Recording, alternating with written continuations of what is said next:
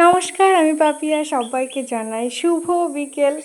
বিকেলবেলা একটু হাঁটতে বেরিয়েছিলাম, আর সেখানেই এই মাধবীলতার গাছটা এক জায়গায় চোখে পড়ে। তাই এই ঠাকুমা আর বোন ফুল আর কিছু কলি তুলে নিল। বাড়ি এসে ও বিনা সুতোয় মালা গাঁথবে তার জন্যে। ফুলগুলো কিন্তু অসম্ভব সুন্দর লাগছিল। কলি দিয়ে প্রথমে মালা গাঁথার চেষ্টা করলো, সেটা হলো ফ্লপ। এরপরে ফুল দিয়ে ট্রাই করবে। আর সত্যি কথা বলতে, যেটা হয় ভালোর জন্যই হয়। কলিটা ফ্লপ হয়েছে বলেই এই যে ফুল দিয়ে এত সুন্দর মালাটা তৈরি করেছে।